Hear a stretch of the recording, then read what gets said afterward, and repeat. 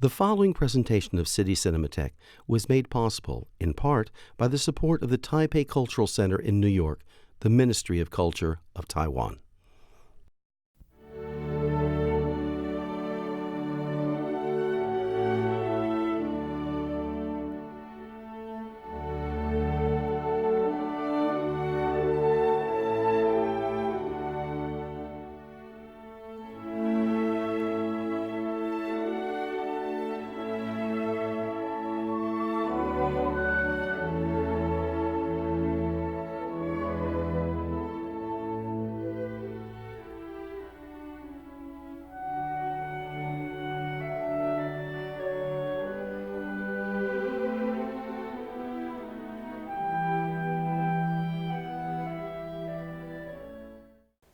Welcome to City Cinematheque, where the art and pleasure of the movies are the subject of serious discussion. I'm your host, Jerry Carlson, and I teach film studies at the City College of the City University of New York. Today, we continue exploring the extraordinary cinema of Taiwan in the 21st century. Today's film is Thanatos Drunk, winner of numerous awards. This is a story of a self-destructive family, and it has all the power of something, say, written by the great French naturalist Émile Zola. It's told from the margins, and it's told with candor, and you might say the raw force of someone like John Cassavetes. We'll be talking about that and a number of other things after today's screening, as usual. But what is unusual is that we will not be doing it in the studio. I'll be chatting with the director in Taipei City, Taiwan. Now, take this opportunity to see Thanatos Drunk. Welcome back to City Cinematheque. I hope you've enjoyed this opportunity to see a truly powerful film, Thanatos Drunk. It's a film that's won over a dozen awards and been nominated for many more than that. And as I promised in the introduction, and as you've just noticed, we're not in the CUNY TV studios. Indeed, we have the privilege to be in Taipei City, and we have the second and more important privilege of having with us today the director of the film, Tso-chi. And we'll have 30 minutes here to chat with him about this really quite remarkable and powerful work. Welcome to City Cinematheque. A pleasure to have you here. Let's start with your start, with the way you became a filmmaker. There are many different paths to becoming a filmmaker, and we'd like to hear just something about your path to getting to this moment of making this film. How did you become a filmmaker? At the beginning, I didn't want to be a movie director. I wanted to be a cinematographer, but it seemed I was too old and I smoke. Nobody wanted me to be his apprentice. So I made it to the third assistant cameraman, changing negatives. So I only made it to the third assistant cameraman, changing negatives. Then the directors Tai Mingliang, Wu Niancheng took me into their directing teams. After I became an associate director, I still didn't want to be a movie director because the job of movie directing is too tough and one needs a lot of money. My public relations skills were not very good, neither were my social skills. So I started with writing scripts for films. At that time, Taiwan's new movie movement was nearing its end. We were lucky to catch the tail end of that movement.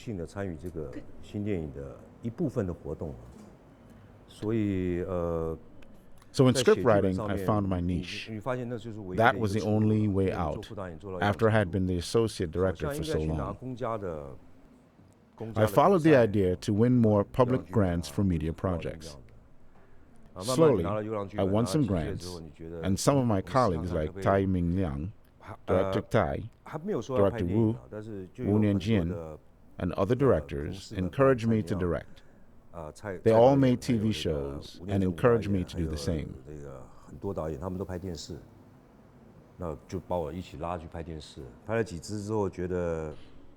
After a few projects, I felt that by shooting youth documentaries, we could learn a lot about how to control the crowd for movies. So for me, I would hope that when a movie director makes a film, he would not only pay attention to the story's plot, but also draw strength from the nonfiction reality. With a background in making nonfiction teenage films, I won a few Taiwanese grants. And slowly, I became a teenage movie director. That's it in a nutshell.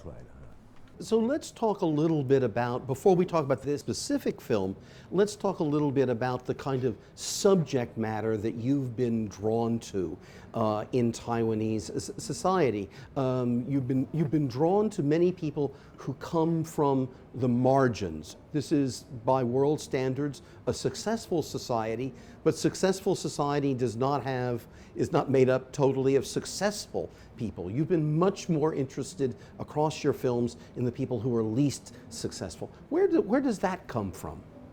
I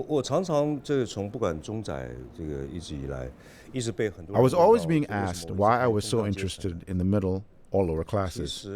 Actually, the answer is very simple. It's because of the nonfiction youth documentaries I've shot. First of all, I don't believe filmmaking is a job, superior to anything else. It's just a job, like a taxi driver's, because the movie director is like everyone else. The story we shoot is the story we are most familiar with. Put simply, because I, myself, belong to the lower and middle class, so my films are about those people. I'm not a high up person. I believe this about myself, even today.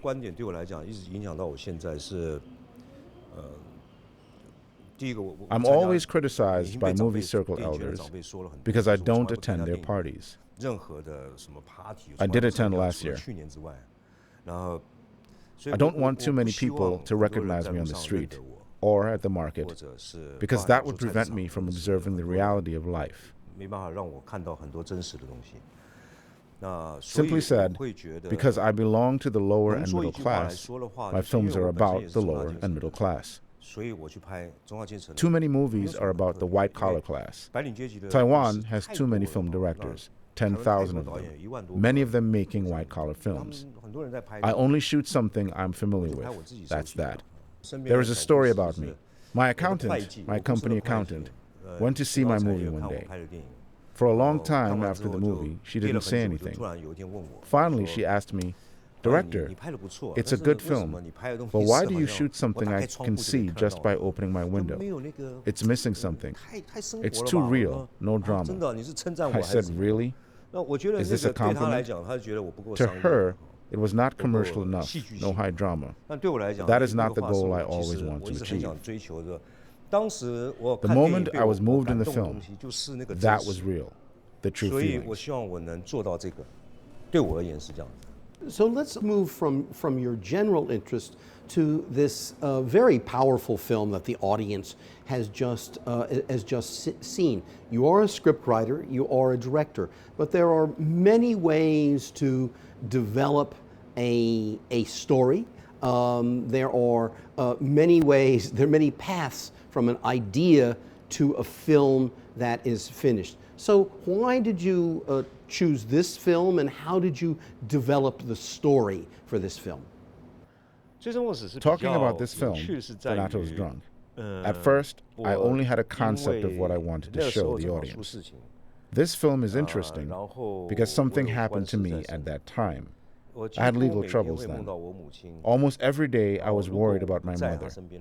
If I were not by her side, no one would take care of her. One day I had a dream. Her whole body was covered with maggots. I had only that image on my mind. That was my visual. At that time, many young people came to me with a lot of recommendations from different channels. There are a lot of actors and actresses around me. I began to think, how do I use these actors and actresses to make something? Then we go to Bashang location. The place was somehow beautified into giving me a very strange feeling. I decided to shoot from a different angle. I always edit my own films. From the start, I have the story and the actors. I spend a lot of time with actors because they are not real actors. They're a group of young enthusiasts who want to be movie stars. Of course, some are older as well, but their views about filmmaking are too simplistic. So I'm used to letting them spend more time rehearsing, letting them get rid of the idea that they should perform to the camera. After that, the shooting begins. Of course, there's always a story plot. There are times that some actors cannot act to express the critical dramatic moment. I have to kill all that actor's scenes. As the shooting progresses, some actors get deep into the role and perform better and better. Then I add more and more scenes for that performer. When it comes to making film, this method is a bit unusual. By the time actors think they're ready to shoot, I've already shot the whole movie. What's left is for me to reorganize the movie in the editing process. This is the quickest movie I've edited. It took only about 3 months. Of course, as my lawsuit case was ending, I felt differently about the movie.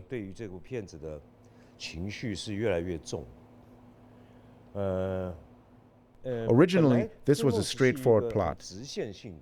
But as I was about to finish editing the first version, I changed my mind. This film should not be so straightforward. The plot should be led by emotions. So I completely re-edited the whole movie in the last 3 days to its current version. I cut out more than half the scenes.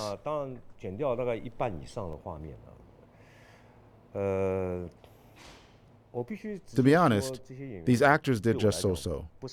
They were still acting. Everyone can act drunk, and...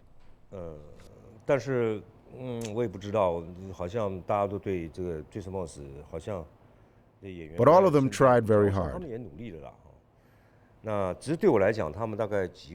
To me, they just got a passing grade for their performance.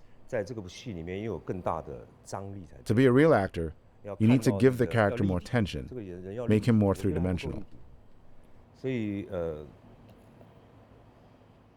So as I've said before, as I edit the movie myself, I can reorganize the story.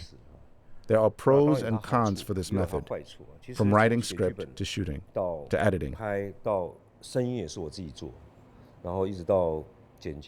Some may say this movie is all finished by one person. It can either be very good or very bad. This is the risk factor. But for me, I guess so far it's okay. At least 60 out of 100. So I have said before, as I edit the movie myself, I can reorganize the story. If I'm shooting someone else's script, I'm afraid I may not capture the key emotion of the story. To use the script adapted from a novel, that's okay, but I'm still going back to nonfiction. When I know a story and have special feelings about a person, then I start to dig further to understand that person. At the beginning, it doesn't matter if I have a story or an actor. My early directors who taught me a lot. For example, I followed Juker, who once told me, in commercial production, an actor is told, okay, you play this role. My actors, when they go out, about 20 of them, all tend to be the actors who nobody wants to train any further. They are only asked to play the same or similar roles. So I always feel I'm the one who creates an actor's character. I like this process. So there are always new actors emerging from my movies. A person representing a character starts with the skeleton, then puts on the flesh and blood. It has to be three-dimensional. It depends on an actor's talent, depends on cooperation with others. So at the end, I will have to edit, do the trimming if it's too fat. Of course, the process is very painful. I must be... It's like the show I just edited, only a few days ago. When I heard the film is about 5 hours too long, my blood pressure went up to 200. I don't recommend this method to others. It's like shackles, but I can't escape from them, as if this is the only way I can make the movie close to my ideal. This is a film with very, very powerful performances, but it also has a very powerful sense of place and of the urban life that these characters have. So, you know, as you mentioned earlier, you actually began on a path as a cinematographer. So tell us a little bit about how the story matches with the places that you've found for the action, because part of the realism comes obviously out of the story, out of the performance, but also it comes out of this incredibly strong sense of place that the film has. In any location, there is an angle. Which place, which angle works well to start a movie. A scene shot on location has flavor because it represents an angle. I think, for my new film, we looked for a location from last August to March this year.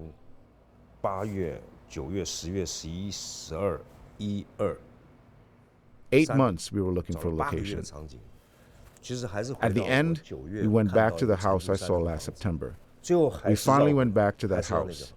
We felt that the house there could represent the flavor of our story with the right angle. Because we don't have a powerful artistic director able to draw what I need in my story, the only option is to look for the real scene.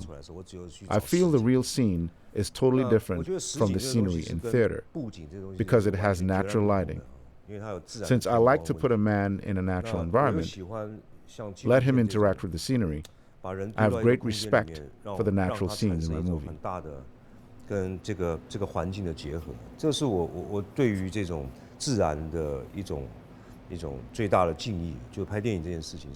I always hope all scenes, even without a person in it, that the scene itself can talk. So everything comes from that angle. Of course, from the cinematographer's point of view, why you put a high-legged incense burner or low-legged incense burner to set up a shot to shoot the story needs to be planned out. With modern digital filmmaking, it is so simple to put 8 cameras in one location. Every angle can be covered. But this time, we also shot many. Actually, I still use to move cameras shot by shot. It is a faithful way to reflect my angle. I always encourage a cinematographer or a director to constantly take pictures. Why? Because the picture is limited by the upper and lower edge of the frame. That means you need to get used to the frame vision. Let it become your habit. Of course, when you decide the style of the film, the visual could be very different. I like taking pictures myself, although I have shot very little. I can sit and watch scenery for a long time, to view a location with different angles. This is my homework. So tell us something about the project that you're working on now, and to what degree is it related to the film we've just seen in your interest, or to what degree is it in some new direction and new interest? My film is called My Beloved Strangers. Why strangers? Because once they used to be very close. We won't call someone on the street a stranger because we never know him. Last year or the year before, when I was in prison, my son came to visit me, and so did some of my friends. When isolated from the outside world for 2 years, people who come to see you are so familiar, and at the same time, so strange. I very much wanted to capture that feeling.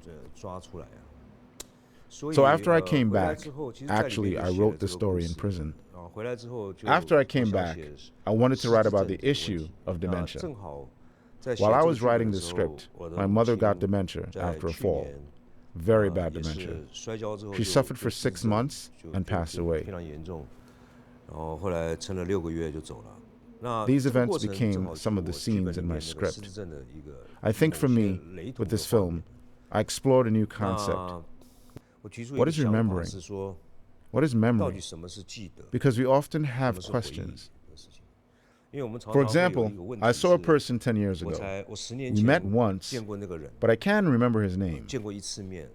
But for the people around me, whom I see them every day, I cannot remember his or her name. Why is that? Is it because of the physical sickness of Alzheimer's? Or because we consciously block it out? Are humans animals with memory? If a person loses his memory, what has he left? Wants to discuss these issues. So, Taiwan is a small island that has produced some very great cinema. What's your hope for the future of Taiwanese filmmaking? This is a big question. It's a question that has been asked by many people. What do we want Taiwanese movies to look like? Do we want them to look like French movies, like Japanese movies, like Hollywood movies? What shocked me the most was when I was in the Culture University. I saw a few movies from the Taiwanese New Movie movement, and I was deeply moved. At that time, we used to see commercial movies like Bruce Lee, and I got used to them. When I started to make my own films, I didn't know what my films would look like. Around the globe, there are 100,000 movies made every year. I feel that a movie can become a part of culture because it truthfully documents today's Taiwanese society. It is not about Japanese control of Taiwan 800 years ago. That's my explanation about this culture. Of course, a lot of industrial movie companies are making films, big or small, cross centuries, from the past to the future.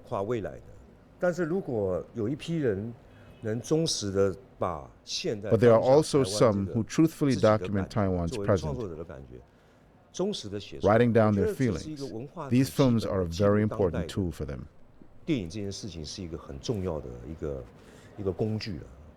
Let's come back to your question. What does Taiwanese film need the most?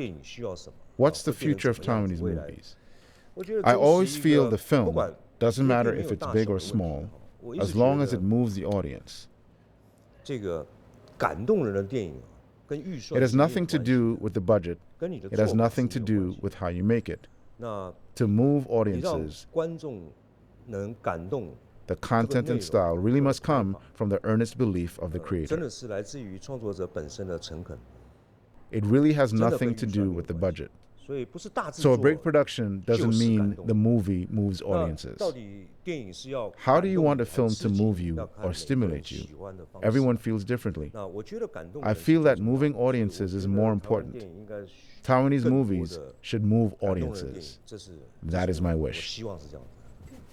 Tso-chi Chang, thank you for these 30 minutes, a great conversation and a great privilege to be able to chat with you. Thank you for joining us here today in Taipei City as we're looking at some of the great contemporary Taiwanese cinema. And please tune in to City Cinematheque again as we continue our stroll through the archives of film history. But for now, it's goodbye.